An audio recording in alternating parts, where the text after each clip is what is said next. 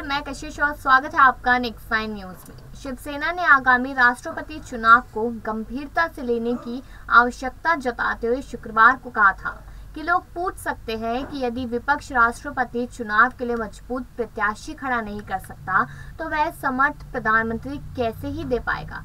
अपने मुख्यमंत्री सामना के संपादकीय में पार्टी ने कहा था कि महात्मा गांधी के पोते गोपाल कृष्ण गांधी और नेशनल कॉन्फ्रेंस नेता फारूक अब्दुल्ला का नाम अक्सर राष्ट्रपति चुनाव के दौरान सामने आता है, लेकिन इनमें इस चुनाव के कड़े मुकाबले वाले चुनावी समर में तब्दील करने का व्यक्तित्व का वजन नहीं है। अब इन सारी बातों का मतलब ये है कि गोपाल कृष्ण गांधी को कहीं न कहीं अब राष्ट्रपति चुनाव में उतारने की कोशिश की जा रही, क्योंकि पहले तो नाम शरद पवार का लगातार सामने आ रहा था और विपक्ष ने यहाँ मीटिंग भी रखी थी, लेकिन पूरी तरीके से शरद पवार यहाँ पर साफ तौर पे मना करते हुए नजर आए थे, जिसकी वजह से अब सवाल तो ये उठने लग गए कि जब राष्ट्रपति के लिए ही कोई अच्छा चेहरा नहीं है पार्टी के पास यानी विपक्षियों के पास, तो प्रधानमंत्री के लिए कैसे ही कोई चेहरा आएगा। क्योंकि यहाँ पर ममता बनर्जी भी ये कहती नजर आई थी कि विपक्ष को इतना मजबूत होना है ताकि आने वाले 2024 के लोकसभा चुनावों में बीजेपी पार्टी को उखाड़ फेंक सके। ये बात उन्होंने कही थी।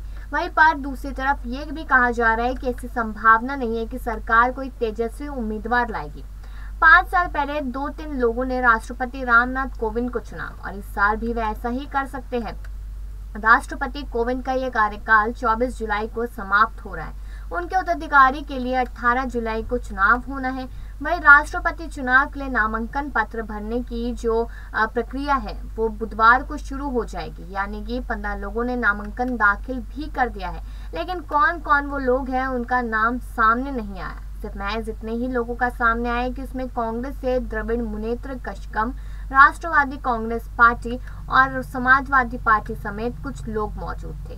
बताते चले कि जिसका आयोजन पश्चिम बंगाल के मुख्यमंत्री ममता बनर्जी ने राष्ट्रपति चुनाव में बीजेपी नीत राष्ट्रीय जनतांत्रिक गठबंधन के मुकाबले किया था, लेकिन यहाँ पर एनसीपी के नेताओं को भी बुलाया गया था, जिसमें शरद पवार को बुलाया गया और शरद पवार यहाँ पर मौजूद भी थे और आए भी। लेकिन जब उनसे सवाल किया गया, जब उन पर ये चीज थोपी गई कि आप ही बनेंगे राष्ट्रपति और विपक्षी आपको ही आगे करेगा, लेकिन यहाँ पर साफ तौर पे शरद पवार मना करते हुए नजर आए। अब शिवसेना क्या कहती है उसको लेकर बता दे कि यदि पवार नहीं तो फिर कौन। यदि इस प्रश्न का उत्तर ढूंढने का जो काम है वो 6 महीने पहले किया होता तो उससे इस चुनाव के प्रति विपक्ष की गंभीरता झलक कर सामने नहीं आई होती। कहते हैं कि यदि विपक्ष राष्ट्रपति चुनाव के लिए मजबूत उम्मीदवार खड़ा नहीं कर सकता तो वह 2024 में समर्थ प्रधानमंत्री कैसे दे सकता है। ये सवाल लोगों के दिमाग में तो आएगा ही।